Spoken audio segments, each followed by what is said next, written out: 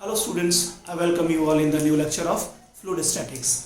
Last lecture में हम लोगों ने pressure and pressure difference in accelerating liquids के बारे में पढ़ा था। And now in this lecture we are going to start the force of buoyancy और बॉयंट फोर्स। ठीक है, बॉयंट फोर्स को शुरू करने से पहले मैं थोड़ा सा आप लोगों को पिछले लेक्चर को फ्यू सेकेंड्स या मिनट्स के लिए थोड़ा रिकॉल करा देता हूँ एंड देन हम लोग फोर्स ऑफ बॉयंसी स्टार्ट करेंगे। तो चलिए शुरू करते हैं आज का lecture. My name is Praveen Pandey and you are watching fearless physics at the pinnacle techno school. So let's start. बच्चों, पिछली क्लास में आपने देखा था कि अगर ये कोई कंटेनर है और इस कंटेनर में कोई भी लिक्विड फिल्ड है, ठीक है, तो उसके फ्री सरफेस से h डेप्थ पर अगर कोई भी पॉइंट है, ठीक, लाइक पॉइंट x, और इस लिक्विड की डेंसिटी है रो, तो पॉइंट x पर प्रेशर का वैल्यू हो जाएगा pressure at x equal to, क्या पढ़ा था, याद करिए, h रो g, ये पढ़ा था h रो g या रो g h बोलते थे हम। क्लियर? अब क्या किया जाए कि अगर इस कंटेनर को वर्टिकली अपवर्ड डायरेक्शन में एक एक्सेलरेशन दे दिया जाए। सपोज एक्सेलरेशन दे दिया मैंने, a एक्सेलरेशन दे दिया, तो फ्री सरफेस से h डेप्थ पर पॉइंट x पर नया प्रेशर कितना हो जाएगा, अब कितना वैल्यू हो जाता है। So now in this case pressure at point x equal to h rho, और इसको एक एक्सेलरेशन अपने वर्टिकल डायरेक्शन में दिया है, तो यहाँ पर g लिखते थे, यहाँ पर g इफेक्टिव आ जाता है, कितना होता है, g प्लस a हो जाता था, बस इतने का डिफरेंस आ रहा था। ठीक है, नाउ अगर इसी चीज को अगर वर्टिकली डाउनवर्ड डायरेक्शन में अगर एक्सेलरेशन दे देते हैं आप, सपोज ये हो गया कि ये कंटेनर है, यहाँ पर पॉइंट x है at depth h below, clear है, और इसको डाउनवर्ड डायरेक्शन में a एक्सेलरेशन दिया गया and that acceleration is less than g। ये भी at the same time condition बताया था मैंने वहां पे। तो pressure at point x will be equal to h rho into g minus a। Clear है? तो ये तीन केस ये आप याद रखिएगा, इन सब का यूज आने वाला है इस लेक्चर में। अगला एक चीज पढ़े थे हम लोग कि अगर कोई भी कंटेनर जिसमें इस तरीके से लिक्विड फिल कर दिया गया है, ठीक है, और इस कंटेनर को हॉरिजॉन्टल डायरेक्शन में कोई एक्सेलरेशन दे दी जाए, ax एक्सेलरेशन, क्लियर है, तो इन दैट केस क्या होता है कि जो फ्री सरफेस होता है वो इंक्लाइंड हो जाता है ना। तो फ्री सरफेस इंक्लाइंड होने के बाद उसका नया स्ट्रक्चर कुछ इस तरीके से बनेगा, है ना। Now in that case suppose you are taking two points, ये पॉइंट हो गया और ये पॉइंट हो गया, ठीक है, this is the point 1 and this is the point 2। Clear है? तो पॉइंट 1 और पॉइंट 2 में किसका प्रेशर ज्यादा होता था, यहाँ पर हाइट ज्यादा है लिक्विड की और यहाँ पर हाइट कम है, तो इस पॉइंट 1 पर प्रेशर ज्यादा होगा और प्रेशर 2 पर प्रेशर कम होगा, पॉइंट 2 पर, यानी एक्सेलरेशन के डायरेक्शन में जाने पर प्रेशर की वैल्यू डिक्रीज करेगी, है ना। तो P1 और P2 का डिफरेंस आ रहा था, P1 minus P2 is equal to कितना आ रहा था, रो ax इंटू एक्स, जहां पर x क्या है, इन दोनों पॉइंट्स के बीच की डिस्टेंस है। P1 minus P2 equals to rho ax into x, where ax is the acceleration of the container along x axis. Clear है? ये सारे केसेस हम लोगों ने लास्ट क्लास में पढ़े थे। एक चीज और ये भी पढ़ा था, याद कर लीजिए एक बार। ये सपोज ये कोई सिलेंडर है, ठीक, कंटेनर है, सिलिंड्रिकल कंटेनर है, इसमें लिक्विड फिल कर दिया गया है, और क्या किया गया कि कंटेनर को हमने अब उसके एक्सिस के अलोंग स्पिन कर दिया, एक्सिस के अलोंग स्पिन कर दिया ऐसे, ठीक है, ऐसे स्पिन कर दिया विद एंगुलर स्पीड ओमेगा। तो उसका जो अपर सरफेस होता है कुछ इस तरीके से होता है, है ना, अपर सरफेस। तो ये जो अपर सरफेस उसका फॉर्म होता है वो पैराबोलिक फॉर्म होता है, ये हम लोगों ने डिस्कस किया था लास्ट क्लास में। अगर मैं ये कहूं कि this is the point O, इसको ओरिजिन मान लिया जाए, और पॉइंट O पर प्रेशर की वैल्यू अगर सपोज करो PO है, ठीक है, तो इससे x डिस्टेंस आगे और y डिस्टेंस ऊपर का कोई पॉइंट लिया जाए, x डिस्टेंस y डिस्टेंस ऊपर का कोई पॉइंट लिया जाए, पॉइंट A सपोज, तो पॉइंट A का प्रेशर मुझे फाइंड आउट करना है, तो कितना हो जाएगा, पॉइंट A का प्रेशर हो जाएगा प्रेशर एट, चलिए मैं मिटा दूं इसको थोड़ा सा इस केस में मैंने बताया था कि pressure at point A will be equal to, यहां पर पी नॉट है, एक्स डिस्टेंस आगे जाने के बाद प्रेशर का वैल्यू हो जाएगा p nought plus half rho omega square x square, ये हो जाएगा इस पॉइंट पर। और y डिस्टेंस अगर आप ऊपर जाते हैं तो हो जाएगा minus rho g y. This is the pressure at point A, clear है, where P naught is the pressure at the point O, clear है। अगर पॉइंट ओ पर जीरो प्रेशर माना जाए तो पीओ को आप जीरो कंसीडर कर लेंगे, ठीक है ना। चलिए इस तरीके से ये सारी बातें याद रखिए। नेक्स्ट हम लोग शुरू करते हैं आज का लेक्चर। आज के लेक्चर में बच्चों हम लोग पढ़ेंगे फोर्स ऑफ बॉयंसी। सो लिखता हूं मैं, फोर्स ऑफ बॉयंसी, ओके, या इसी को एक और भी चीज बोला जाता है, बॉयंट फोर्स भी आप बोलते हैं इसको, ठीक है ना, बॉयंट फोर्स, क्लियर है। अब ये फोर्स ऑफ बॉयंसी क्या होता है और इसकी वैल्यू कितनी होती है, ये चीज देखेंगे हम लोग यहाँ पर, ठीक है। देखिए क्या बताया गया इसके संबंध में कि सपोज करो कि यहाँ पे कोई लिक्विड है ना, ये लिक्विड सरफेस हो गया, ठीक। अब इसमें कोई बॉडी को पार्शियली इमर्स किया जा रहा है, this is the body like that, है ना। पार्शियली इमर्स का मतलब क्या हुआ कि कुछ पार्ट उसका लिक्विड में डिप किया गया है और कुछ पार्ट अभी भी बाहर है, ये आपका सरफेस हो गया, ठीक है। अब मैंने आपको इसमें थोड़ा सा लिक्विड भी दिखा दिया जाए, अगर इस तरीके से लिक्विड है ये, ठीक है, ये लिक्विड मैंने दिखा दिया, क्लियर, ऐसा, ठीक। एक दूसरा केस भी बनाते हैं, इसमें पार्शियली इमर्स किया गया है बॉडी को, यानी कुछ वॉल्यूम इमर्स्ड है लिक्विड में और कुछ वॉल्यूम बाहर है। एक ऐसा बना देते हैं जिसमें बॉडी को कंप्लीटली इमर्स कर दिया गया है, ठीक है ना, ये केस मैंने बना दिया, ठीक है, ऐसा।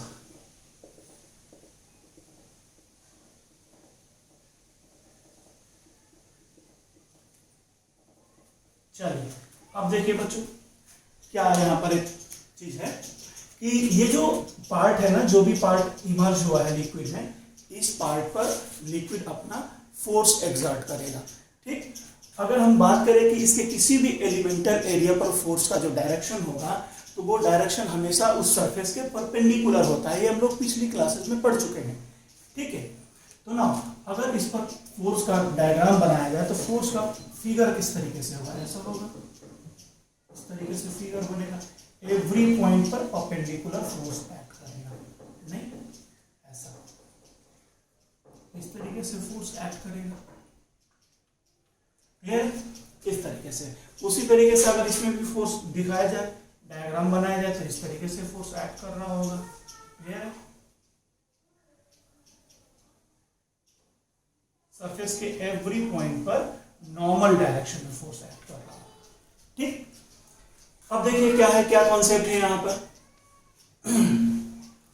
फोर्स ऑफ बॉयंसी ये कह रहा है कि, अच्छा एक चीज और भी क्लियर कर दूं मैं आपको, ये जितने भी फोर्सेस हैं ये सारे फोर्सेस, ठीक है, इनमें से जितने भी ये लेफ्ट वाले, अगर मैं इसको दो पार्ट में डिवाइड करूं, इसके लेफ्ट और इसके राइट वाले पार्ट, तो लेफ्ट वाले जितने भी फोर्स हैं वो इस तरीके से इंक्लाइन है अलग अलग एंगल पर, उनको आप चाहो तो एक्स कंपोनेंट और वाई कंपोनेंट में डिवाइड कर सकते हो, एक्स कंपोनेंट वाई कंपोनेंट इस तरीके से डिवाइड कर सकते हैं, क्लियर है। तो ये जितने भी फोर्सेस हैं इनके एक्स कंपोनेंट जो होते हैं वो एक दूसरे को कैंसिल कर देते हैं, और ये जिनके वाई कंपोनेंट्स होते हैं वो सबके सब आपस में ऐड हो जाते हैं, और ऐड होने के बाद इस बॉडी पर एक नेट फोर्स एक्सर्ट करते हैं अपवर्ड डायरेक्शन में, and that net force is called the force of buoyancy या बॉयंट फोर्स, क्लियर है। तो कहने का सेंस है कि जब इस बॉडी को आपने पार्शियली इमर्ज किया तो लिक्विड ने इस बॉडी पर एक नेट अपवर्ड फोर्स एक्सर्ट किया, ठीक है, and that net upward force F net is called the force of buoyancy. इस फोर्स को हम लोग फोर्स ऑफ बॉयंसी कहते हैं। यहां भी वही होगा कि सर जो लेफ्ट वाले फोर्स है और राइट वाले फोर्स है, यानी एक्स कंपोनेंट एक दूसरे को बैलेंस कर देते हैं, कैंसिल कर देते हैं, और यहां पर ध्यान दीजिए जो वर्टिकली डाउनवर्ड और वर्टिकली अपवर्ड कंपोनेंट्स होंगे उसमें वर्टिकली अपवर्ड्स वाले कंपोनेंट वर्टिकली डाउनवर्ड वाले कंपोनेंट से ज्यादा होंगे। क्यों ज्यादा होंगे? सोचिए, क्योंकि वर्टिकली अपवर्ड वाले कंपोनेंट कौन है?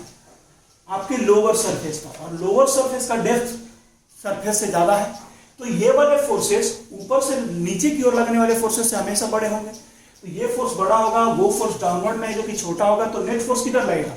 अपवर्ड डायरेक्शन में। यानी यहां भी इस बॉडी पर नेट फोर्स जो होगा वो किधर की तरफ होगा? अपवर्ड डायरेक्शन में। This F net, and this F net is also called the force of buoyancy. Statement क्या कहता है? देखिए कि if a body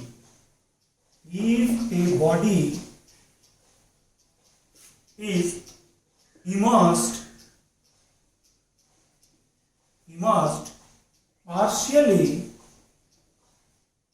partially or completely clear है? जब किसी बॉडी को पार्शियली या कंप्लीटली इमर्स करते हैं इन अ लिक्विड, ठीक है, then liquid exerts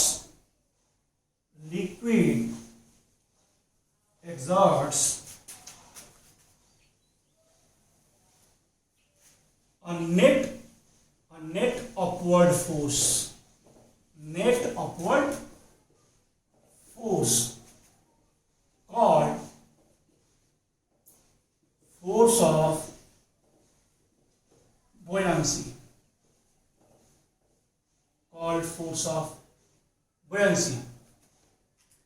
And this force is equal to FB equal to, ये जो इस बॉडी पर नेट अपवर्ड फोर्स जो एक्ट कर रहा है FB, इस FB की वैल्यू कितनी होती है ये ध्यान देने की बात है।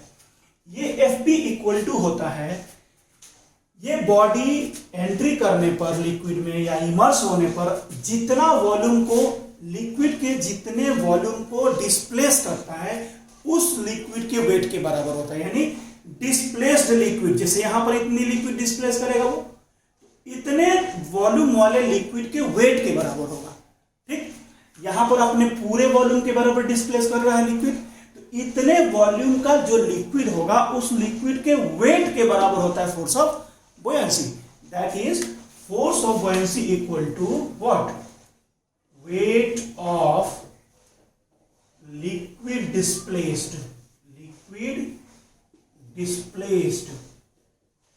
ठीक है बच्चों, क्लियर हो रहा है?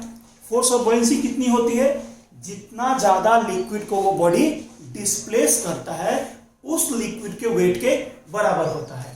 ठीक है, so this FB equal to, suppose करो एग्जांपल लेते हैं, ये वाला जो पार्ट है इसका अंदर वाला, इसको मैं ऐसे बना देता हूं, कलर कर देता हूं, ये वाला पार्ट। तो इतना पार्ट का लिक्विड डिस्प्लेस हो रहा है इस बॉडी के द्वारा।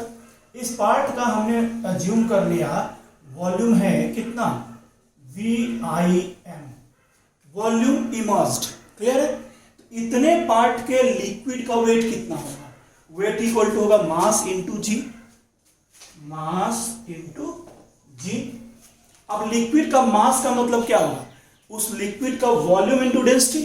तो इतने दूर का लिक्विड का वेट हमको निकालना था, तो इतने दूर का लिक्विड का वॉल्यूम कितना है? VIM, और लिक्विड की डेंसिटी लिख देंगे, तो मास को लिखा जा सकता है VIM volume immersed into density of liquid, volume immersed density of liquid into G, यानी V rho G.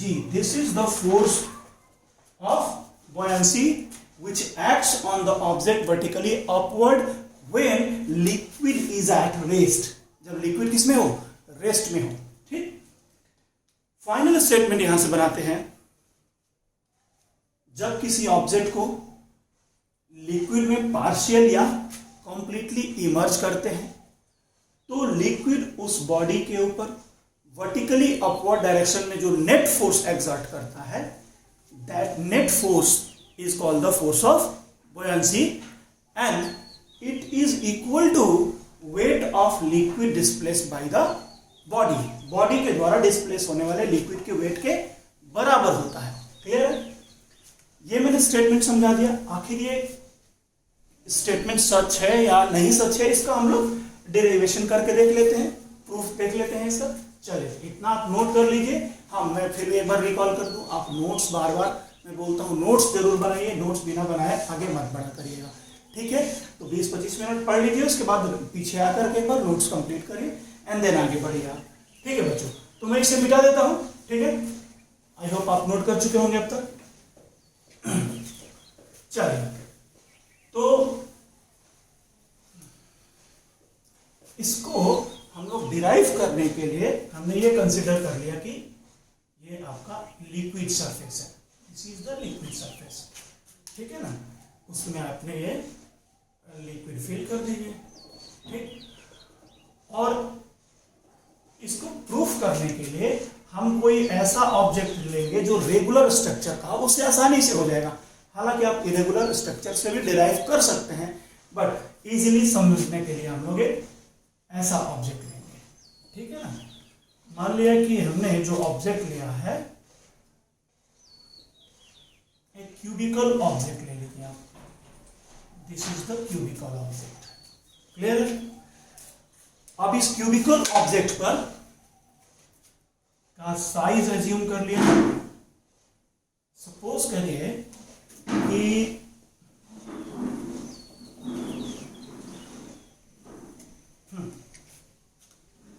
इस क्यूब का साइड लेंथ है a। क्लियर हो गया? ये हो गया, ठीक? a बाई a का ये कोई क्यूब है। अब इस क्यूब पर कितने फोर्स एक्ट हो रहे होंगे, किस डायरेक्शन से एक्ट हो रहे होंगे, ये देख लिया जाए।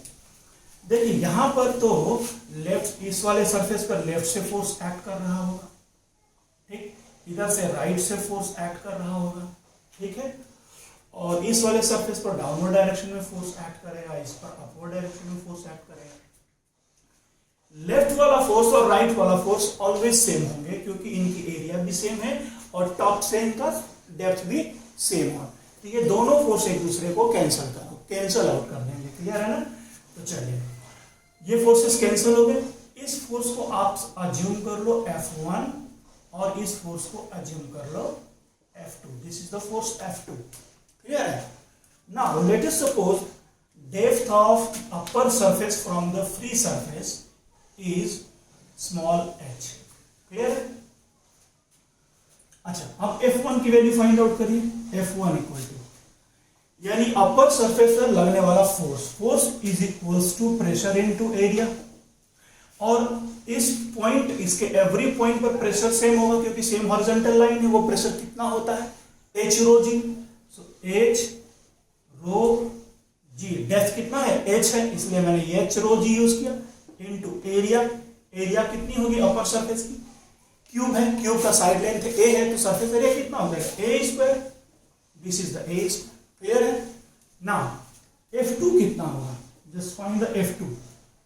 इस सरफेस पर लगने वाला force equals to pressure into area. इसके एवरी पॉइंट पर प्रेशर की वैल्यू कितनी होगी? फ्री सरफेस से डेप्थ देखिए कितना है? h plus a। तो फोर्स का, प्रेशर का वैल्यू हो जाएगा h रो जी, फॉर्मूला होता है, तो h की जगह पे क्या पुट कर देंगे? h plus a। तो प्रेशर की जगह पे पुट करेंगे h plus a, h rho जी, ये हो गया pressure into area. Lower surface का भी एरिया होगा a square. This is the force exerted by liquid vertically downward and this is the force exerted by liquid vertically upward।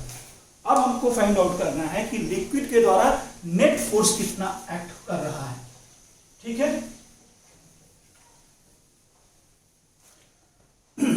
एक बात ध्यान दीजिए, इसमें दोनों में से बड़ा कौन सा है?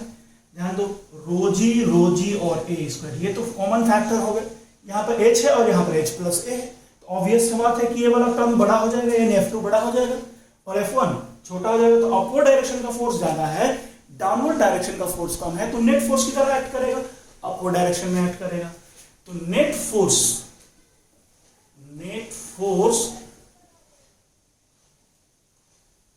applied by liquid, applied by liquid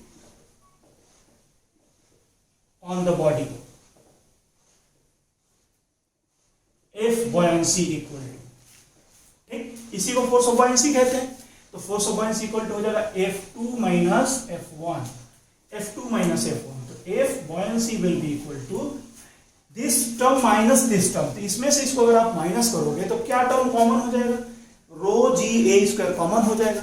H plus ए में से H को माइनस करेंगे, यानी आगे आपका H plus A minus H multiplied by कौन कौन कॉमन हुआ, रो जी ए स्क्वायर, रो जी ए स्क्वायर।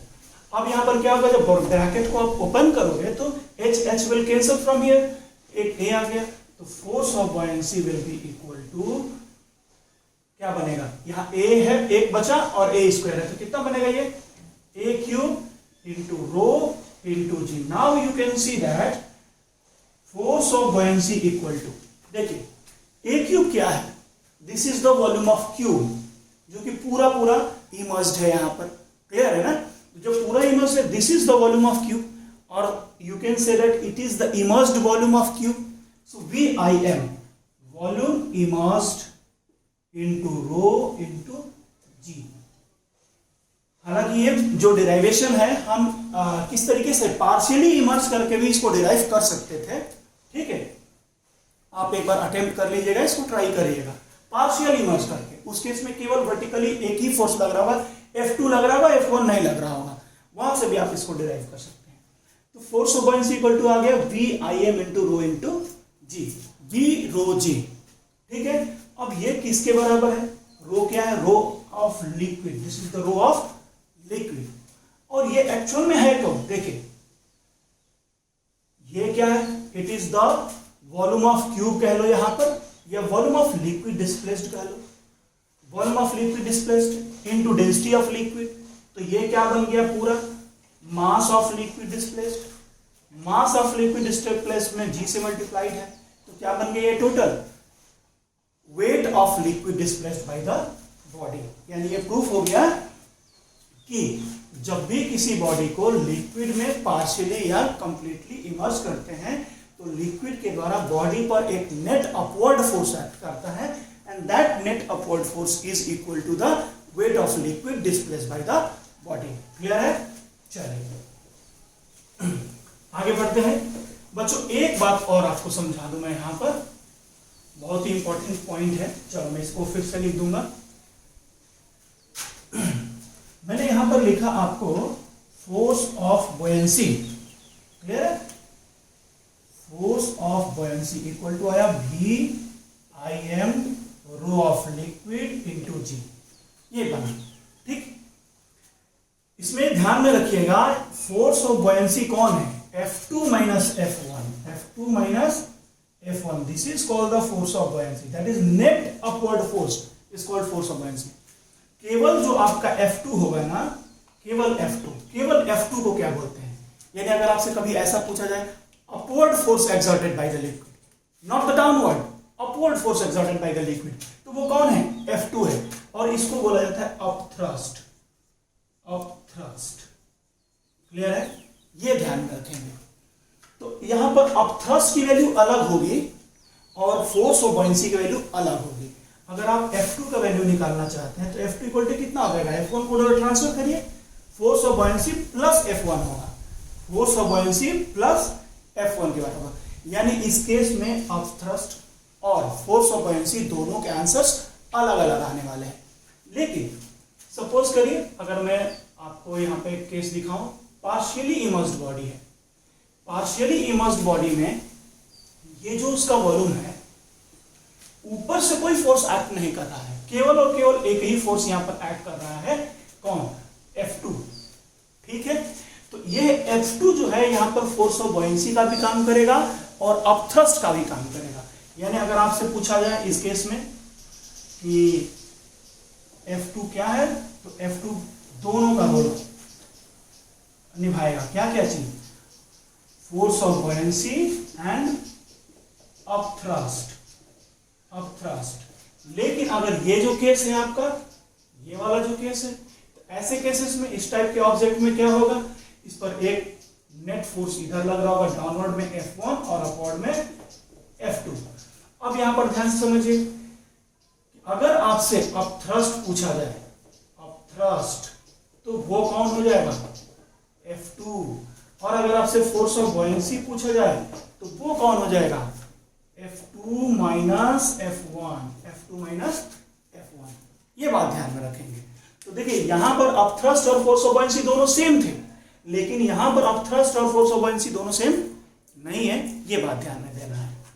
ठीक, चलो कुल मिला के क्या सीखा आपने कि जब भी किसी बॉडी को लिक्विड में डिप करते हैं पार्शियली या कंप्लीटली इमर्स करते हैं, तो लिक्विड के द्वारा उस बॉडी पर एक अपवर्ड डायरेक्शन में नेट फोर्स लगता है।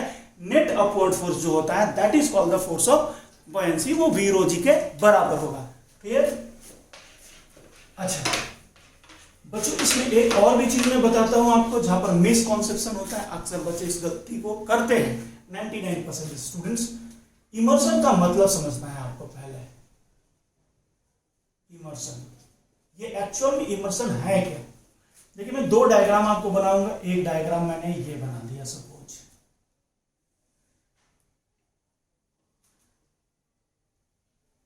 यहां तक लिक्विड फिल्ड है इसमें, ठीक है, और कोई ब्लॉक, क्यूबिकल ब्लॉक है, इस तरीके से मैंने लिया हुआ।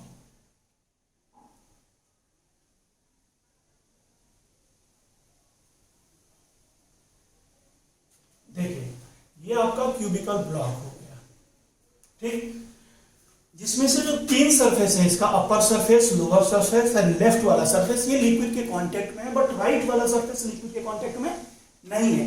कितने फोर्स इसके ऊपर लग रहे होंगे थोड़े देखे जाए। एक तो लेफ्ट से इधर से फोर्स लग रहा होगा, इसको सपोज अपने नाम दे दो F1। इधर से नीचे से ऊपर की तरफ एक फोर्स लग रहा होगा F2, और ऊपर से नीचे की तरफ एक फोर्स लग रहा होगा F3 लग रहा होगा, ठीक। अब इस बॉडी के ऊपर क्या net force v rho g के बराबर होगा? This is the question. क्या इस बॉडी पर लिक्विड के द्वारा exerted net force v rho g के बराबर होगा? FB wait of liquid displace के बराबर होगा? नहीं होगा। क्यों नहीं होगा भाई? देखिए, क्योंकि आप ध्यान दीजिए पिछले क्वेश्चंस में क्या हो रहा था कि ये लेफ्ट वाले फोर्स और राइट वाले फोर्स क्या हो रहे थे, एक दूसरे को कैंसिल कर रहे थे। लेकिन यहां पे क्या हो रहा है कि ये जो लेफ्ट वाला फोर्स है, राइट में लिक्विड नहीं है, जिसकी वजह से वो कैंसिल होने वाला नहीं है।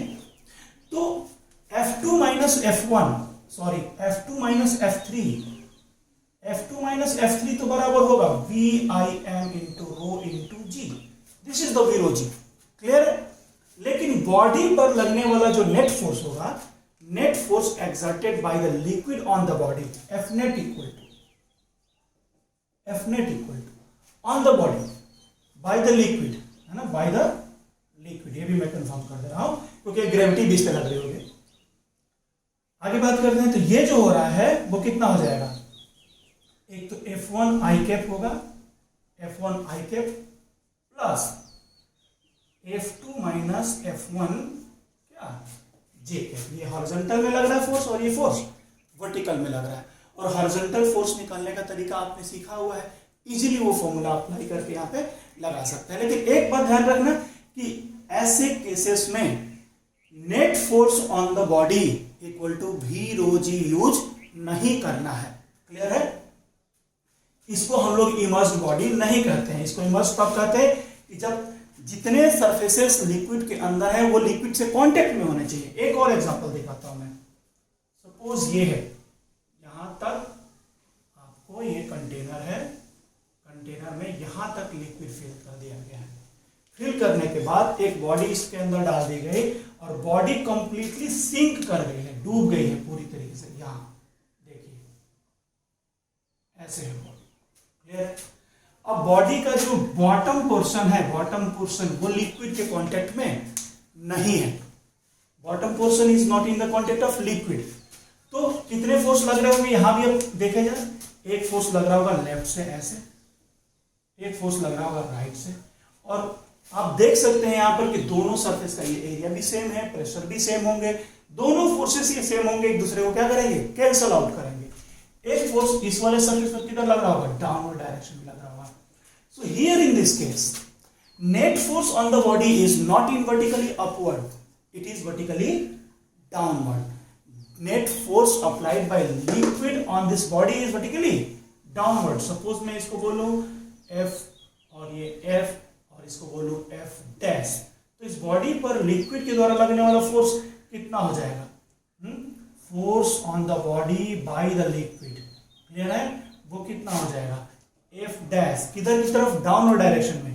तो अगर वेक्टर के टर्म में लिखोगे तो माइनस J कैप, क्लियर है. और ये F डैश इस एरिया पर कितना फोर्स एक्ट कर रहा है वो निकालने आप जानते हैं. वहां से H डेप्थ पर होगा तो H रो जी प्रेशर होगा, उसकी एरिया में आप मल्टीप्लाई कर देंगे, आ जाएगा. लेकिन याद रखना है कि ये V रो जी के बराबर नहीं होगा, क्लियर है ना. तो ये बातें भी आपको याद रखनी है, ठीक है. चलिए आगे बढ़ते हैं हम लोग. इस पर एक दो क्वेश्चन सॉल्व कर लेते हैं.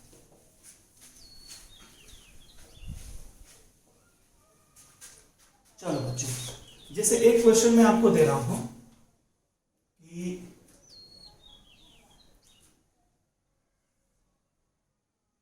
दिस इज अ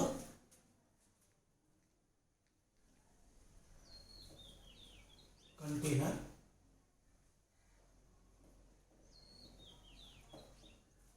कंटेनर में यहां तक लिक्विड फिल किया जा रहा है, टॉप तक यहां तक, ठीक. लेकिन इस साइड वाली जो वॉल है ना, वो वॉल किस चीज की बनाई जा रही है. अगर आपको याद होगा पहली बार पहला लेक्चर अगर आप देखें तो हमने एक वॉल बनाया था, ऐसे यहां से हिंज कर दिया था इसको, जिससे वो ऐसे घुमाया जा सकता था उसको, ठीक. लेकिन यहां पर एक वॉल मैं बना रहा हूं किस तरीके का, जैसे मैं आपको दिखाऊं कि अगर आपके पास कोई सिलेंडर है, सपोज ये सिलेंडर, और सिलेंडर का आपने आधा पार्ट क्या कर दिया, बीच से उसको कट कर दिया, तो कट करने के बाद आपको कैसा मिलेगा, देखिए ऐसा आपको ऐसा सिलेंडर दिखाई देगा. 3D पिक्चर है, आप इसको समझने की कोशिश करिएगा, ठीक है. ऐसा पार्ट आपको दिखाई देगा सिलेंडर का, एकदम आधा मैंने इसको कट किया हुआ है, ये उसकी एक्सिस है, क्लियर है ना. तो जिसकी लेंथ हो गई L, ठीक है, और इसकी रेडियस है, ये वाला पार्ट इसका रेडियस है, वो है R. हमने इसको इस तरीके से लेकर के यहां पे लगा दिया, ठीक, यानी इस तरीके से.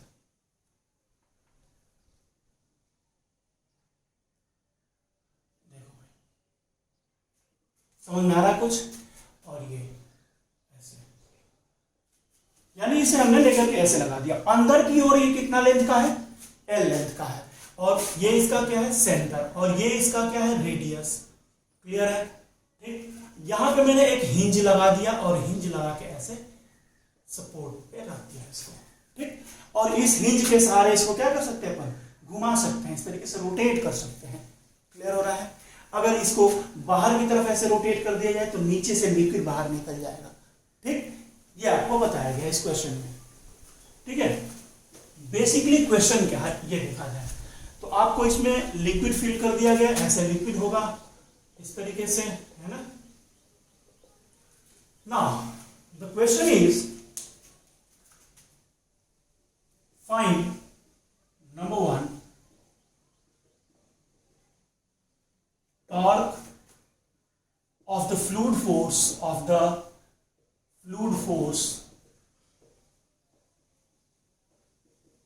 about hinge. Second one, और क्या पूछा गया है, net force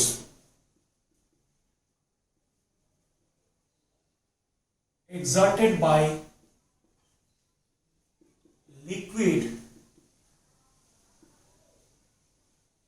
on the cylinder. चलिए बच्चों फाइंड आउट करते हैं. सबसे पहला पूछा गया है आपसे torque of the fluid force about hinge.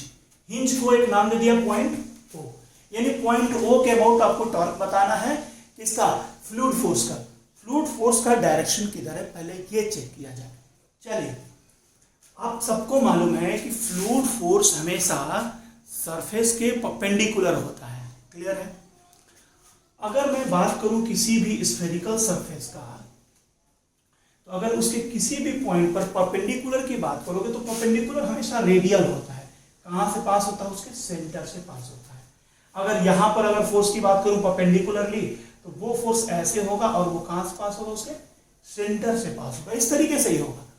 तो अगर हम बात करें कि इस पर जो लिक्विड फोर्स एक्सर्ट कर रहा है तो ये वाली लिक्विड यहाँ से पास फोर्स लगा रहा होगा जो उसके सेंटर से पास हो रहा होगा। इधर से लिक्विड ऐसे फोर्स अप्लाई कर रहे होंगे जो उसके सेंटर से पास हो रहा होगा। इस तरीके से सेंटर से पास हो रहा होगा। ये सेंटर से है ना, जितना भी ये लिक्विड होगा ये सब फोर्स ऐसे लगाएंगे जो कहां से पास हो रहा होगा? उसके सेंटर से पास होगा।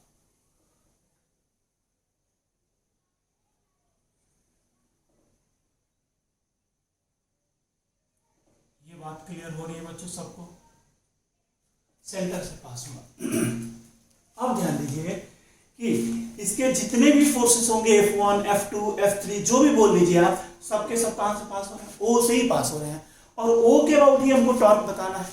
तो जब भी कोई फोर्स का लाइन ऑफ एक्शन उस पॉइंट के से पास होता है जिसके अबाउट टॉर्क फाइंड आउट करना है तो उसका टॉर्क क्या होगा? 0 हो जाएगा। तो सीधी सी बात है, इसमें कोई भी फोर्स है, जितने भी हमने ये रेड कलर से बनाए हुए हैं, किसी के पास भी कोई टॉर्क नहीं है अबाउट पॉइंट O। यानी एक चीज क्लियर हो गया कि फ्लूइड के द्वारा इस लिक्विड फ्लूइड के द्वारा इस पॉइंट O के अबाउट लगने वाला जितना भी टॉर्क है वो क्या हो जाएगा? 0 हो जाएगा। तो नंबर ए पहला आंसर क्या आया? Torque about point O must be equal to 0। पहला सॉल्व हो गया, सीधी सी बात है। नाउ द सेकंड वन, दूसरा क्या हुई?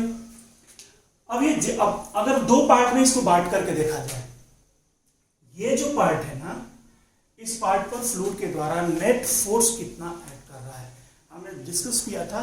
दो फोर्स होंगे, एक हॉरिजॉन्टल फोर्स होते हैं और एक वर्टिकल फोर्स होते हैं। ठीक, तो हॉरिजॉन्टल फोर्स और वर्टिकल फोर्स के बारे में पहले सोचा जाए।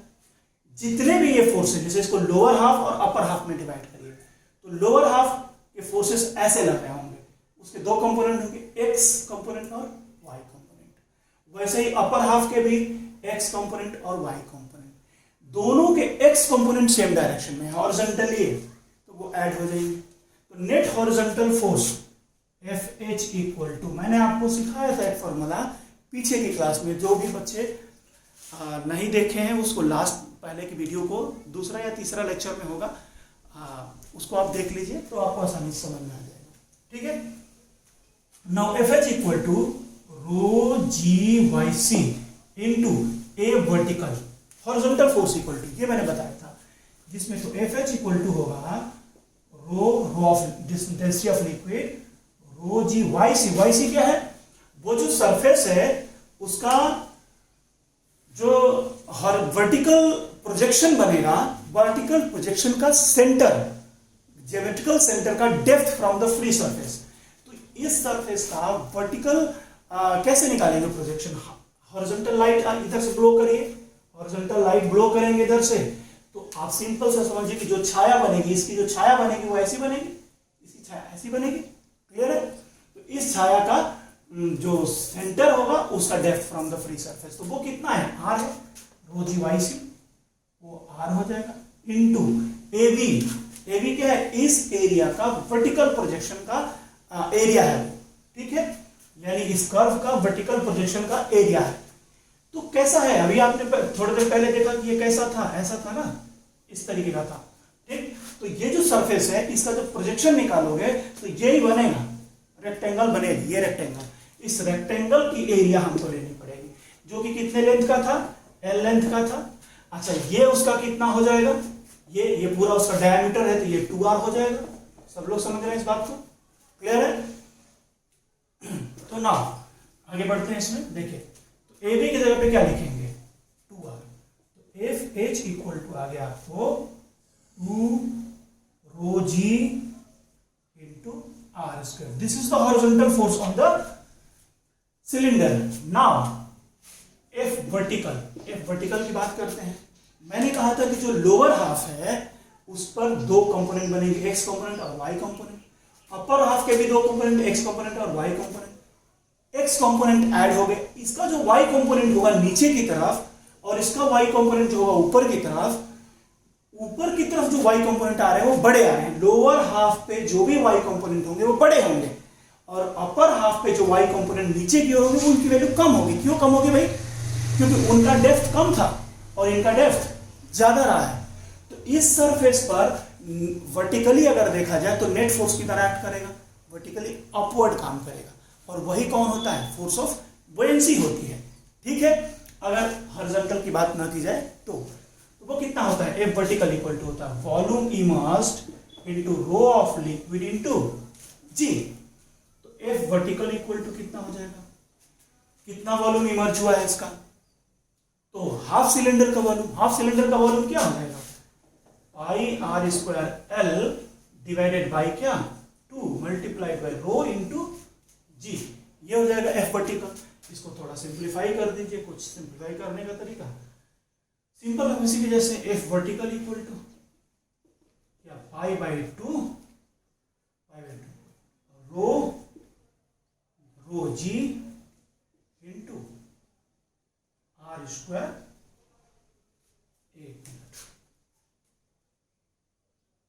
यहां पे क्या था? रो G और 2r स्क्वायर। ठीक है, रो G आर स्क्वायर,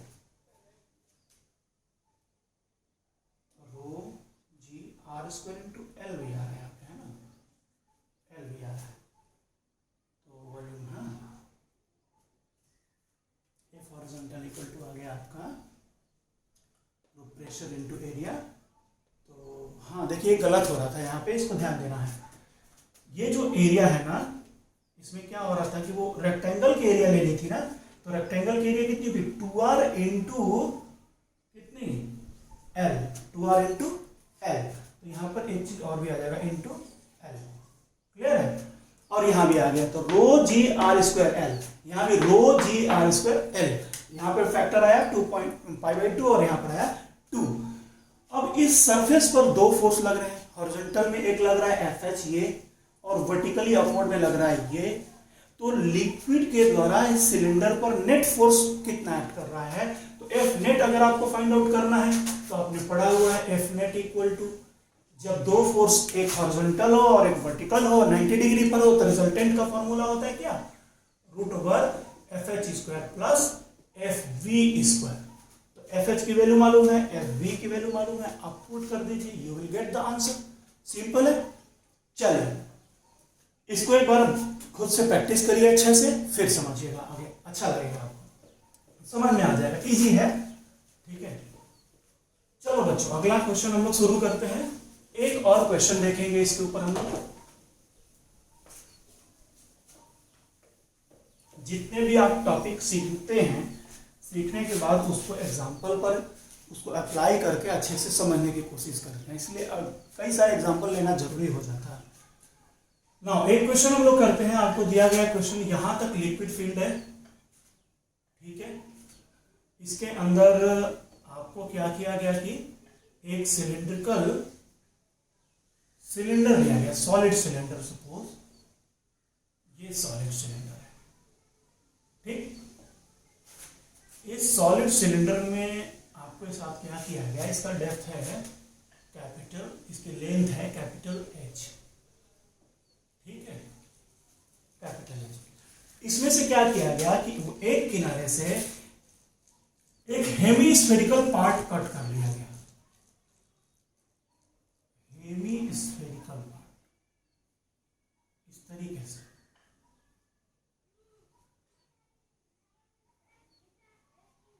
ऐसा देखिए, अब आपको समझ में आ रहा होगा, स्कूप कर लिया गया, हेमीस्फेरिकल पार्ट कट कर लिया गया, ठीक। उतने ही रेडियस का जितना रेडियस इसका है, ठीक है ना, जितना रेडियस सिलेंडर का है उतने रेडियस का हेमीस्फेरिकल पार्ट। अगर इसको चाहो कंप्लीट करो तो ऐसा बनेगा, क्लियर है।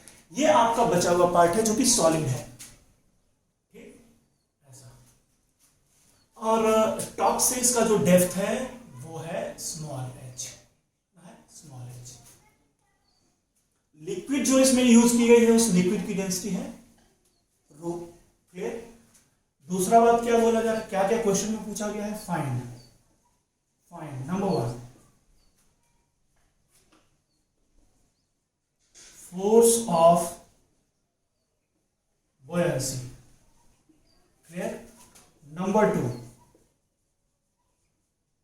thrust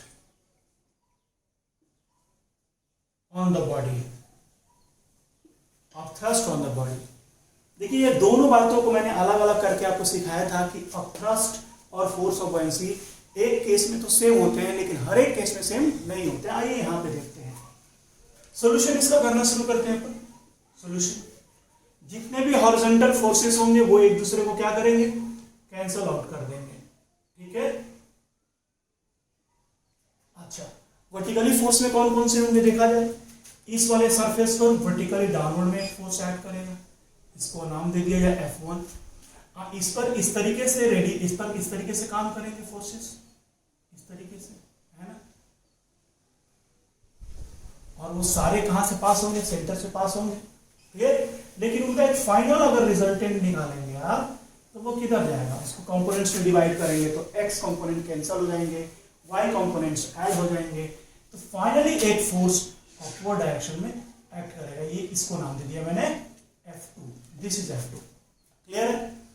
अब अगर आपसे पूछा गया है force of buoyancy, number 1 question, तो फोर्स ऑफ बॉयंसी किसके इक्वल होगा, F2 माइनस F1 के बराबर।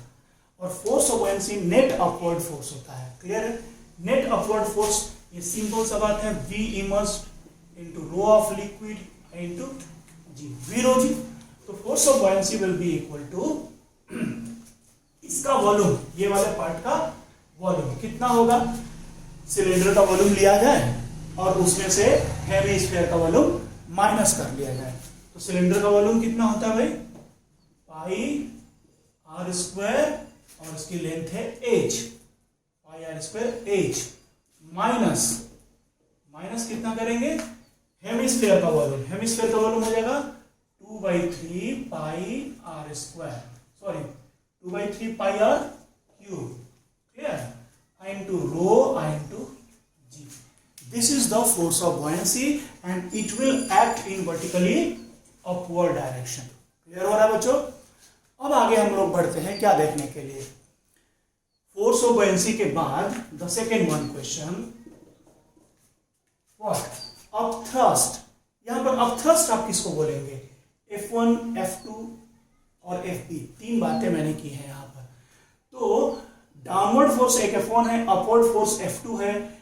F2 माइनस F1 को आप फोर्स ऑफ बॉयंसी कहते हैं और F2 को अपथ्रस्ट कहते हैं। So here upthrust equal to, पहली बात मैं एक बात कर लूं कि अपथ्रस्ट कौन है ना, तो upthrust meaning F2, this is the question. एक बात अब यहां पर दिखा दूं मैं आपको, F2 माइनस F1 की वैल्यू होती है फोर्स ऑफ बॉयंसी, तो F2 कितना हो जाएगा, force of buoyancy plus F1, clear। so this F2 will be equal to force of buoyancy already आप निकाल चुके हैं और प्लस F1 उसमें करना है आपको, देखा जाए कैसे करेंगे, F1 की वैल्यू निकाल के ऐड कर दिया जाए। तो बच्चों F2 will be equal to force of buoyancy, उसको लिख दिया जाए कितना, pi r square h minus 2/3 pi r cube into rho g minus plus F1 की वैल्यू कितनी हो जाएगी, देखा जाए, इस वाले सरफेस पर लगने वाला force equal to the pressure into area, pressure into area कितना है उस सरफेस का, पाई आर स्क्वायर। इस पर प्रेशर कितना लग रहा है, कितना डेप्थ पर है, ये h डेप्थ पर है, तो प्रेशर का फॉर्मूला होगा h rho g into pi r square, हो गया। So this is the upthrust और इसका डायरेक्शन किधर की तरफ है, अपवर्ड डायरेक्शन में है। क्लियर हो रहा है, ये सारी बातें आपको मैंने बता दिया, ठीक है। काफी बेसिक सा क्वेश्चन था, इसमें कोई बहुत बड़ा कुछ नहीं था, ठीक है। बट हाँ, इसको अपने हाथ से एक बार प्रैक्टिस करिएगा जरूर, खुद से सॉल्व करिए। चलिए मिलते हैं नेक्स्ट क्वेश्चन, आगे थोड़ा देखते हैं हम लोग।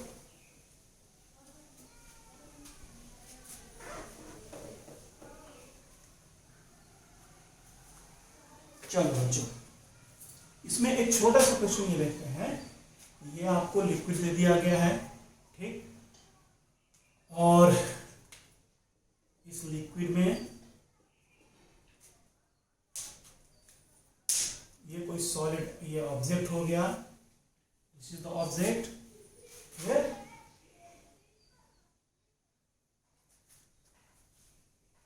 ऑब्जेक्ट का मास है m, क्लियर है।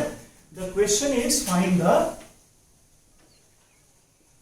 The acceleration of the body, acceleration of the body, इस बॉडी का एक्सेलरेशन आपसे पूछा जा रहा है, क्लियर है। क्या क्या चीजें और भी हमको दी हुई है, सपोज करो कि लिक्विड का डेंसिटी है रो, और ये जो बॉडी है इस बॉडी की डेंसिटी है सिग्मा, ठीक है ना, इस बॉडी की डेंसिटी दी हुई है सिग्मा और लिक्विड की डेंसिटी दी हुई है रो। ना सॉल्व करते हैं इसको। लिक्विड के अंदर जब ये बॉडी है तो इस बॉडी पर कौन कौन से फोर्स लग रहे होंगे, एक तो इस लिक्विड के द्वारा फोर्स लग रहा है नेट फोर्स, और वो नेट फोर्स किधर लग रहा होगा, अपवर्ड डायरेक्शन में, and that is called the force of buoyancy, ठीक। एक फोर्स और लग रहा होगा, ग्रेविटी लग रहा होगी डाउनवर्ड डायरेक्शन में, कितना फोर्स लगा रही होगी, mg लगा रही होगी, क्लियर है। तो एक फोर्स Fb ऊपर लग रहा है, नीचे mg लग रहा है, ठीक। अगर हम नेट फोर्स अपवर्ड डायरेक्शन में एज्यूम कर लें, नेट फोर्स अपवर्ड डायरेक्शन में, तो F नेट इक्वल टू कितना हो जाएगा, force of buoyancy minus mg। Remember, एक बात और मैं आपको याद दिलाता हूं, this is the net force acting on the body, not the net force on the body by the liquid, नहीं, net force by the liquid on the body तो Fb होता है, clear. This is the net force on the body, total force on the body, so this will be equal to, Fb की value कितनी होती है भाई, पूरा immersed है इसलिए टोटल वॉल्यूम लेंगे V rho of liquid into g, V rho g minus इसका वेट m स्मॉल, इसका mg, तो आप चाहें तो इसको लिख दीजिए स्मॉल m इंटू जी ही रहने दीजिए, ठीक है। तो ये F नेट बन जाएगा, F नेट, क्लियर। एक बात और मैं कह रहा हूं, इस बॉडी का अगर मास के बारे में डिस्कस किया जाए तो बॉडी का मास कितना होगा, इसका खुद का वॉल्यूम इंटू इसकी डेंसिटी, इसकी डेंसिटी कितनी है, सिग्मा है। तो अपन चाहे तो V इक्वल टू कितना होगा, mass by sigma, mass divided by sigma, V equals to mass by sigma को पुट कर सकते हैं आप यहाँ पे, क्लियर है। तो चलिए पुट कर देते हैं, तो F net will be equal to, F net equal to कितना आ जाएगा, V की जगह पे क्या, m by sigma into rho into g minus mg। So this F net equal to कितना होगा, mg कॉमन होगा, rho by sigma minus 1, so this F net, बस कितना रहने दीजिए, F नेट इक्वल टू, तो इस बॉडी पर नेट फोर्स इतना लग रहा है और किस डायरेक्शन में लग रहा है, अपवर्ड डायरेक्शन में, हमने ये फाइंड आउट किया, अपवर्ड डायरेक्शन में, clear. So acceleration will be equal to A equal to कितना आएगा बच्चों, F net divided by mass of the body, clear, simple सा न्यूटन सेकंड लॉ अप्लाई करेंगे। So A will be equal to F net, ये mass से divide करो तो मास cancel हो जाएगा, बनेगा G into rho by sigma minus 1, this is the acceleration. Now इस बॉडी का एक्सेलरेशन कितना आया, G into rho by sigma minus 1, क्या एज्यूम करते हुए हमने लिया इसको, अपवर्ड डायरेक्शन में मान के काम किया हुआ है सब कुछ, ठीक। यहां से कुछ केसेस आ जाएंगे, देखिए मैं इसको मिटा रहा हूं, ठीक है, कुछ केसेस देखेंगे हम लोग। आपका ये जो वैल्यू आया है A इक्वल्स टू कितना आया, A equals to acceleration equal to G into rho by sigma minus 1, clear. अब इसमें ध्यान देना, इसमें केस 1 में डिस्कस कर रहा हूं कि if rho is greater than sigma, ठीक।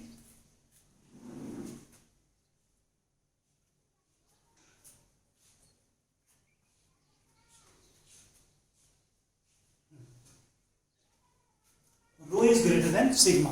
चलिए रो क्या है, डेंसिटी ऑफ लिक्विड है, याद रखिएगा, डेंसिटी ऑफ लिक्विड और ये डेंसिटी ऑफ सॉलिड।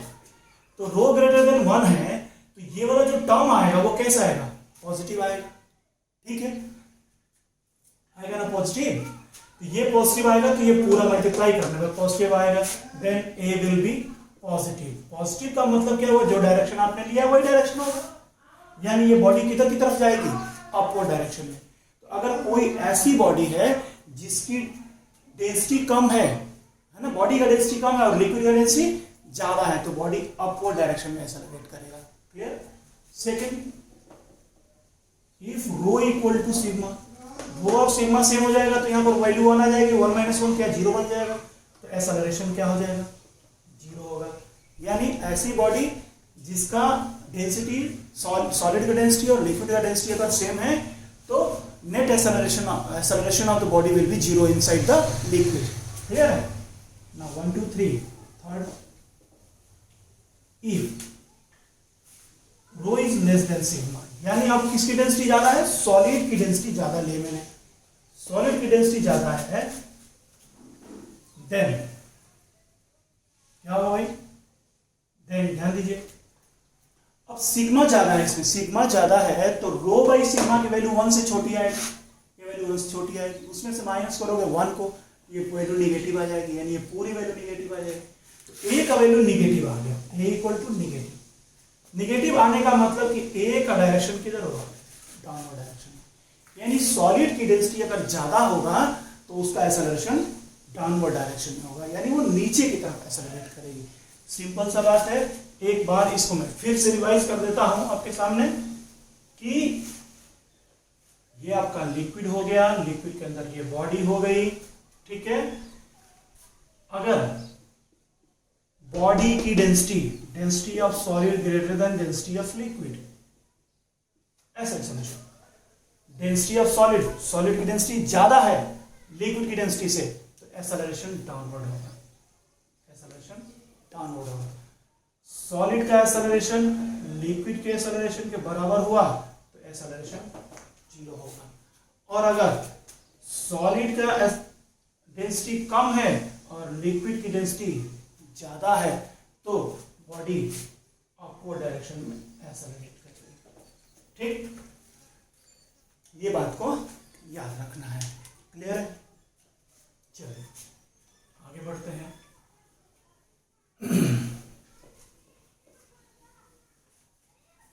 अब एक टॉपिक और भी देख लेते हैं, क्या, force of buoyancy, force of buoyancy in a combination of liquids. Clear है? Force of buoyancy in a combination of liquids. ठीक, इसमें देखिए क्या होता है। लाइक अगर अज्यूम करो आप, ये कोई कंटेनर है, ठीक है ना, इस कंटेनर में 2 लिक्विड्स पड़े हुए हैं, यहां तक, इस लेवल तक है, ये एक हो गया लिक्विड और यहां पे कोई दूसरा लिक्विड हो गया। ठीक, अब इसमें कोई ऑब्जेक्ट हमने डिप कर दिया हुआ है जो कि इस तरीके से है,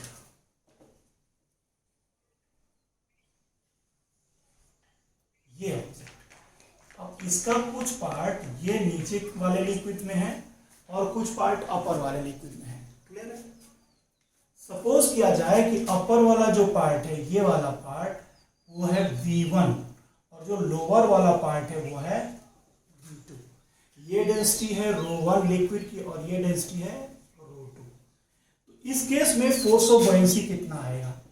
force of buoyancy equal to, याद रखने हैं सारे क्योंकि यूज में आने वाले हैं आगे सब क्वेश्चंस वगैरह के लिए। ठीक है, चलो देखो बच्चों, force of buoyancy will be equal to, क्या फॉर्मूला होता है, V rho G। तो ये वाला जो लिक्विड है और ये वाला जो लिक्विड है, ठीक, 2 कॉम्बिनेशन है, तो वैल्यू जो आती है V1 ρ1 G plus V2 ρ2 G। Simple है। V1 ऊपर वाले में V1 वॉल्यूम है तो V1 ρ1 G लग रहा है, प्लस नीचे में कितना वॉल्यूम है, V2 ρ2 G। वो V2 वॉल्यूम है तो फॉर्मूला होगा V2 ρ2 G। ये फॉर्मूला, इस फॉर्मूले को डिराइव करने के लिए, अगर आपको मन करता है डिराइव करने के लिए, तो आप एक सिंपल स्ट्रक्चर लेकर के डिराइव करिए। इस तरीके का स्ट्रक्चर लीजिए, क्यूबिकल ऑब्जेक्ट टाइप का। ठीक, इधर में इसका पार्ट ले लीजिए x लेंथ, नीचे वाले में है, ऊपर वाले में हो जाएगा a - x लेंथ, और एक फोर्स F1 लगेगा डाउनवर्ड डायरेक्शन में, अपवर्ड डायरेक्शन में F2 लगेगा। F1 की वैल्यू निकालिए, F2 की वैल्यू निकालिए, F2 माइनस F1 करिए और उसको सॉल्व करके देखिए कि इसके बराबर आ रहा है कि नहीं। Definitely you will get this, ठीक है ना, ऐसा आएगा आपके सामने।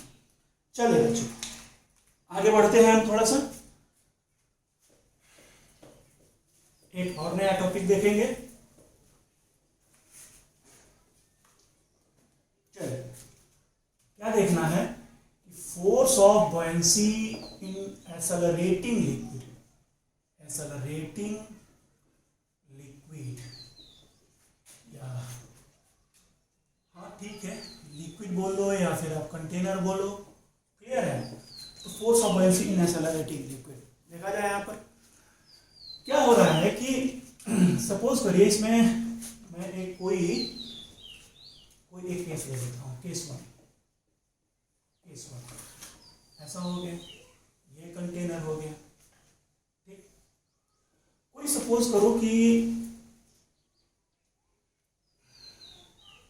ये बॉडी है, ठीक है, ये इतना डिप है इसमें, क्लियर, इतना, और ये डेप्थ इसका कितना है, h है, ठीक। और इसका जो बेस एरिया है, बेस एरिया वो है a, क्लियर। लिक्विड की डेंसिटी है रो, और सपोज ये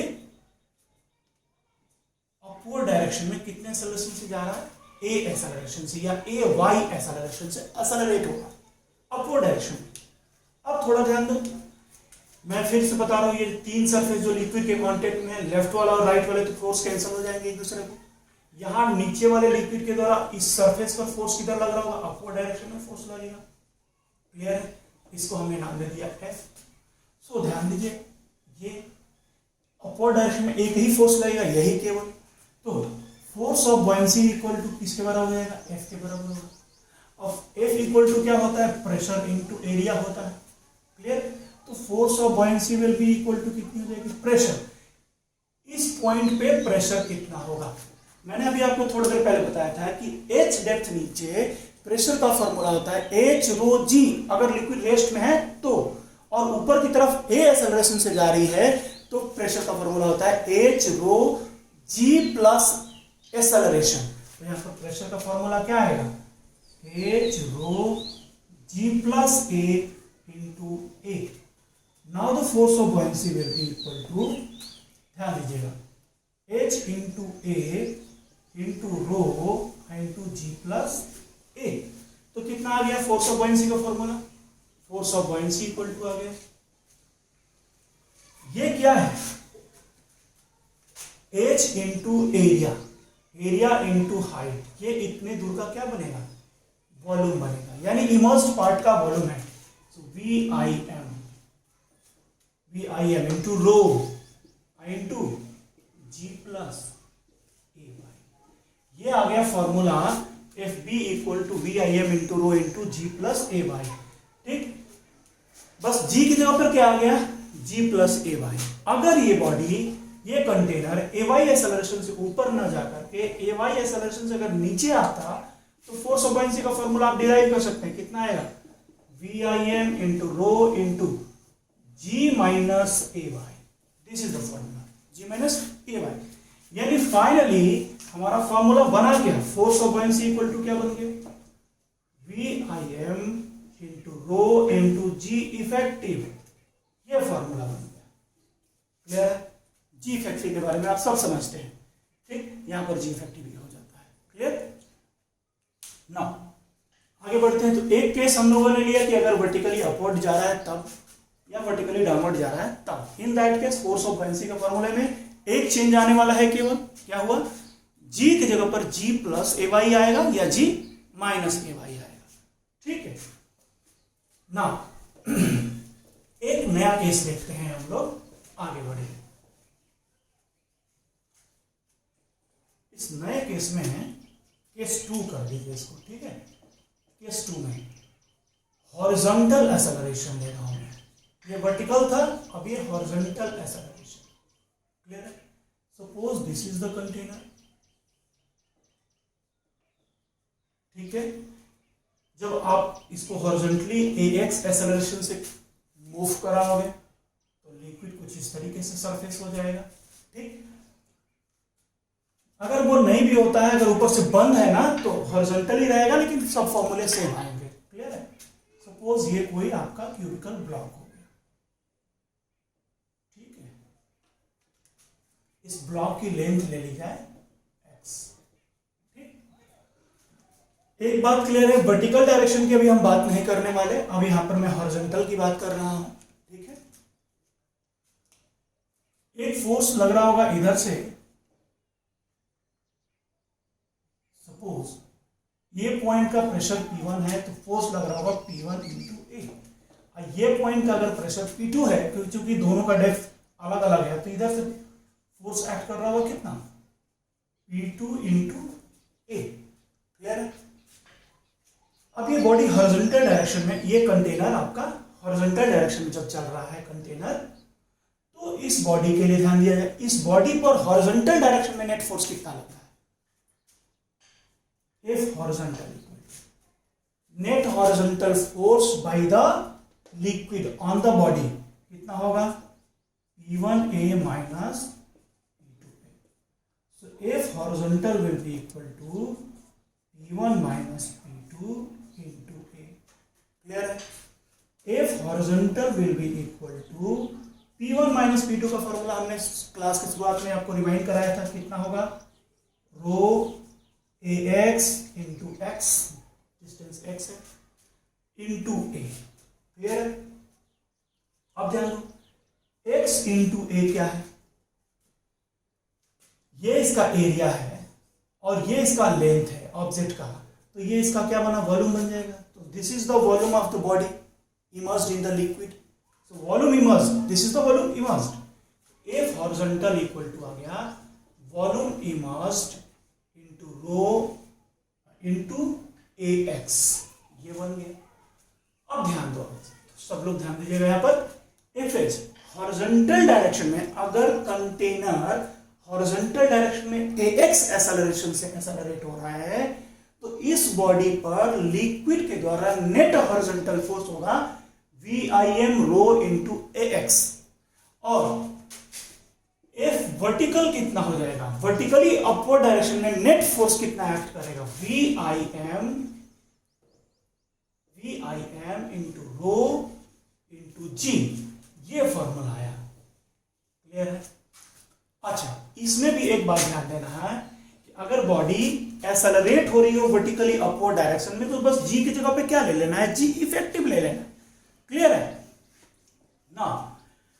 इस वक्त इस पर, यानी इस सिचुएशन में लिक्विड के द्वारा इस पर एक नेट फोर्स हॉरिजॉन्टली लग रहा होगा, ये वाला, और वर्टिकली अपवर्ड डायरेक्शन में लग रहा होगा ये। ठीक है, तो फोर्स ऑफ बॉयंसी की वैल्यू कितनी हो जाएगी, force of buoyancy that is the total force exerted by the liquid on the object. ठीक, एक हॉरिजॉन्टल एक्स की तरफ लग रहा है, एक वर्टिकली अप लग रहा है, तो क्या होता है formula, F horizontal square plus F vertical square. Simple सा बात है। तो यहां पर क्या हो जाएगा आपका, इसमें VIM रो बाहर आ जाएंगे, और F vertical, F buoyancy equal to बन जाएगा V immersed into rho into root over ax square plus g square. This is the force of buoyancy acting on this object. इस ऑब्जेक्ट पर लिक्विड के द्वारा लगने वाला ये टोटल फोर्स है। क्लियर हो रहा है सबको? चलिए, अच्छी बात है, एक बार इसको ध्यान से समझिएगा, कोई बड़ा डिफरेंस नहीं है। वर्टिकली अपवर्ड डायरेक्शन में क्या होता था, V रो जी आता था। हॉरिजॉन्टल डायरेक्शन में आपने, क्योंकि वर्टिकल डायरेक्शन का एक्सेलरेशन ही जी होता है अगर ऑब्जेक्ट रेस्ट में है, तो अगर ऑब्जेक्ट को हॉरिजॉन्टल एक्सेलरेट कर दिया आपने ax से, तो वही एक्सेलरेशन का जगह वही है, एक्सेलरेशन की जगह बस ax आ जाएगा, ये हो जाएगा। तो एक हॉरिजॉन्टल फोर्स भी हो जाएगा और एक वर्टिकल फोर्स भी हो जाएगा। ठीक, यानी अगर इस तरीके से किया जाए, अब एक बात और भी समझ लो यहीं पर, अगर इस कंटेनर को आप वर्टिकली अपवर्ड डायरेक्शन में भी एक एक्सेलरेशन दे दिए ay, तो क्या हो जाएगा, F हॉरिजॉन्टल कितना रहेगा, v rho into x, f vertical कितना हो जाएगा वी रो, और जी की जगह पे बस जी इफेक्टिव आ जाएगा यानी जी प्लस ए वाई हो जाएगा, ऐसा हो जाएगा। क्लियर हो रहा है सबसे सारी बातें, ठीक। इससे रिलेटेड एक छोटा सा क्वेश्चन भी देख लेते हैं, उससे और आसानी से आपको और भी बातें क्लियर हो जाने वाली है। अच्छा एक बात और भी बच्चों क्लियर कर दूं मैं, अगर कभी भी कोई कंटेनर को बोला जाए कि कंटेनर ए एक्सेलरेशन से चल रहा है, ठीक है, तो लिक्विड के द्वारा इस पर टोटल फोर्स ऑफ बॉयंसी कितना लगेगा, वेक्टर के फॉर्म में अगर आपको बताना हो तो वेक्टर के फॉर्म में कैसे बताएंगे। सुनिए, एक तो फोर्स आपको लगेगा F1 नाम दे दे रहा हूं मैं, सपोज F1 इक्वल टू कितना होता है V I M rho into g, किधर होता है ये अपवर्ड होता है, वेक्टर जी किधर होता है डाउनवर्ड होता है, यानी जी के डायरेक्शन का उल्टा लग रहा है, तो अगर इसको मैं वेक्टर जी लगाऊं तो यहाँ माइनस लगा देंगे और यहाँ वेक्टर कर देंगे। एक तो फोर्स ये लग रहा है अगर लिक्विड रेस्ट में है तो, कंटेनर रेस्ट में है तो, और अगर कंटेनर हॉरिजॉन्टली मूव कर रहा है एक्स के डायरेक्शन में तो एक फोर्स ये भी आ जाएगा, F2 नाम दे दिया जाए इसको, F2 इक्वल टू ये कितना बनेगा v I m into rho into क्या बना ए एक्स, ये बन गया। ये दो फोर्स लगेंगे, मैंने ऑलरेडी डायरेक्शन के साथ ही लिखा हुआ है इन सबको, ए एक्स के डायरेक्ट वेक्टर के रूप में लिखा हुआ है, तो लिक्विड के द्वारा नेट फोर्स कितना लगेगा, a force of buoyancy will be equal to, दोनों को ऐड कर दीजिए, ये वाला टर्म कॉमन हो जाएगा, तो क्या फॉर्मूला बना v I m into rho into क्या बना vector a x minus vector g, and this is the general formula. अब आप इसको किसी भी केस में आप अप्लाई कर सकते हैं, अगर ऑब्जेक्ट कंटेनर केवल वर्टिकल डायरेक्शन में मूव कर रहा है, सपोज केवल वर्टिकल डायरेक्शन में अपवर्ड जा रहा है, तो ए एक्स के जगह पे क्या जीरो हो जाएगा, ठीक बात समझ रहे हैं ना, और वेक्टर जी की जगह पे आप जी, अच्छा एक बात और भी कर दूं, कंटेनर अगर रेस्ट में है तो सारे केसेस में डिस्कस कर देता हूं, कंटेनर रेस्ट में है तो एक्स की जगह पे जीरो आ जाएगा, फॉर्मूला हो जाएगा v rho g with minus sign यानी अपवर्ड डायरेक्शन में। अच्छा अब अगर वर्टिकली अपवर्ड डायरेक्शन में जा रहा है, सपोज करो ए वाई एक्सेलरेशन से, ए वाई एक्सेलरेशन से जाएगा तो क्या हो जाएगा ए एक्स के जगह पे बस क्या आ जाएगा, माने एक्सेलरेशन आएगा यहाँ पे, सॉरी सिंपली आप ए एक्स ना लिख करके आप ए भी लिख सकते हैं, इसको सिंपली ए लिख सकते हैं, क्लियर है ना, ए माइनस जी, तो अब इस ए के जगह पे क्या आ जाएगा ए जे कैप आएगा, एक्सेलरेशन अलोंग जे कैप, और ये किधर की तरफ है डाउनवर्ड डायरेक्शन जी होता है, तो माइनस जी जे कैप उसको लिखते हैं, तो प्लस हो जाएगा मल्टीप्लाई होकर के, यानी ए प्लस जी आ जाएगा। अगर वो हॉरिजॉन्टल चल रहा है तो ए आई कैप आ जाएगा, मतलब ये जनरल फॉर्मूला हो गया आपका, हर एक केस में आपको काम करेगा, ये अप्लाई करके देख लीजिए, ठीक है। अदरवाइज आपके लिए ये भी बेहतर है, ज्यादा अच्छा है, एफ अलग से याद रखिए, वर्टिकल अलग से याद रखिए, और नेट फोर्स की वैल्यू फाइंड करिए ना। चलते हैं आगे में, एक छोटा सा क्वेश्चन करेंगे हम लोग सॉल्व।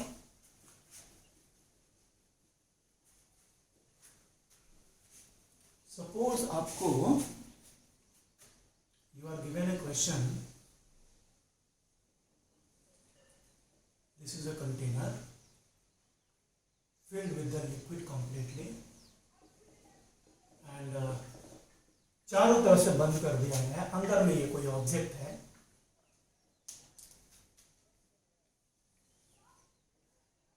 इस ऑब्जेक्ट का मास है m, इसकी डेंसिटी है रो एस ले लीजिए, rho s, s for solid, और इसका है rho l, l for liquid, clear है। This container is moving along x axis with acceleration a x, with acceleration a suppose करो ए, क्लियर है। अब क्वेश्चन ये है कि find the acceleration of block, इस ब्लॉक का एक्सेलरेशन बताइए, ठीक। जब ब्लॉक का एक्सेलरेशन पता कर रहे हो, चलिए सॉल्यूशन करते हैं। इस बॉडी पर कितने फोर्सेस एक्ट करेंगे? चलिए इसका डायग्राम बना देते हैं। एक तो इस पर अपवर्ड डायरेक्शन में फोर्स लग रहा होगा, कौन सा? VIM into rho of liquid into G। एक डाउनवर्ड में फोर्स लग रहा होगा mg, और एक इधर से फोर्स लग रहा होगा, एक इधर से फोर्स लग रहा होगा, जिसका नेट फोर्स जो होगा, नेट फोर्स होगा वो राइटवर्ड डायरेक्शन में होगा। ठीक, वो नेट फोर्स ये वर्टिकल वाला था, वो हॉरिजॉन्टल वाला, वो कितना होगा? VIM into rho of liquid into यहां आता है AX की जगह पे कौन है? A है, दिस इज A। ये तीन फोर्सेस लग रहे होंगे, क्लियर है ना? तो अब देखिए इस बॉडी के एक्सेलरेशन के बारे में लिखा है, बॉडी का acceleration will be equal to, ठीक,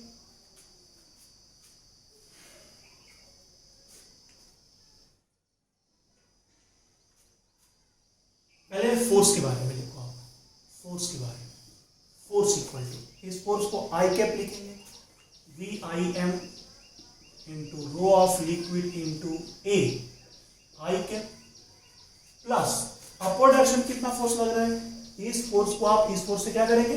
माइनस करेंगे, तो दिस माइनस दिस कितना हो जाएगा? VIM into rho into G minus mg, this is J cap, clear? So the force की वैल्यू हमने लिख दिया। अच्छा, एक काम और भी करते हैं, force equals to VIM immersed volume, इस बॉडी का इमर्स्ड वॉल्यूम इस बॉडी के टोटल वॉल्यूम के बराबर है, तो बॉडी का टोटल वॉल्यूम, बॉडी का मास इक्वल टू होगा इसका वॉल्यूम इनटू इसकी खुद की डेंसिटी, क्या? ρS, इसी को हम लोग VIM बोल रहे हैं। तो VIM की वैल्यू अगर निकालनी हो तो VIM इक्वल टू क्या लिख सकते हैं? Mass divided by ρS। तो यहां से VIM की जगह पे लिख दीजिए क्या? Mass divided by ρS, and this is the ρL into A into y cap, plus यहां भी लिख सकते हैं mass divided by ρS into rho, ये क्या है? Rho of liquid into G minus mg multiplied by J cap. ना mass term को कॉमन करो और इधर डिवाइड कर दो, और मास से डिवाइड करते हो फोर्स में तो क्या आता है? एक्सेलरेशन आता है। Then what you are getting? You are getting acceleration equal to, ये पहला टर्म देखिए, rho of solid by, sorry, rho of liquid by rho of solid into A I cap, plus ये कितना बना? Rho of liquid by rho of solid minus 1 into G J cap. So here you can see that this is the acceleration of the block. Remember, जितना acceleration container का है उतना acceleration block का नहीं होगा। ब्लॉक का acceleration ये है जो हमने अभी फाइंड आउट किया है, ये हो गया, ठीक है। तो बच्चों ऑलमोस्ट चीजें जो बेसिक चीजें होती है फोर्स ऑफ बॉयंसी के बारे में, वो मैंने आपको सब कुछ बता दिया हुआ है। इससे रिलेटेड आगे और भी क्लासेस जो लगेंगी हमारी, उसमें हम आपको बताते रहेंगे, ठीक है। इस पर ढेर सारे प्रॉब्लम अभी हम लोग को सॉल्व करने हैं, ठीक है। इन प्रॉब्लम्स को सॉल्व करने से पहले जो नेक्स्ट टॉपिक है हमारा आर्किमिडीज प्रिंसिपल और फोर्स ऑफ बॉयंसी, ये एक बस लेक्चर बच गया है। इस लेक्चर को कंप्लीट करके फिर हम आपको 15-20 एग्जाम्पल का एक और लेक्चर करा देंगे, जिसमें आप ऑलमोस्ट सारे कॉन्सेप्ट्स कवर हो जाएंगे, कुछ भी नहीं बचेगा, ठीक है बच्चों। तब तक आप लोग इसको सॉल्व करिए, पूरा सीखिए। नेक्स्ट वीडियो में हम आपको इसका अगला पार्ट लेकर के आएंगे जल्दी ही। Okay then, thank you and till then all the best.